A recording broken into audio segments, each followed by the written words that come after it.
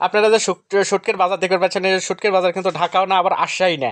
এই শুটকির বাজার কিন্তু আমাদের এই সিংড়াত, আমাদের সিংড়াত মানে ওই যে হাইটেক পার্ক যেটি করা আছে সেখান থেকে মাত্র 2-3 মিনিটের রাস্তা। এক কথায় সিংড়া থেকে 2-3 মিনিটের রাস্তা, ওখানে কিন্তু প্রচুর পরিমাণে শুটকি বিক্রি হয়। আর শুটকি টাকি মাছের শুটকি, মানে বিভিন্ন রকম শুটকি। তো আমরা বাড়ি থেকে আগে প্ল্যান করে গেছিলাম যে ওটি যায় শুটকি কিনবো। তো হঠাৎ যায় একটা খালার সাথে দেখা হলো। তো খালা কোন যে খালার শুটকির দাম কত, খালা তো করছে যে আবার শুটকির দামের তো আগুন, মনে করেন যে একবার 100 টাকা কেজি।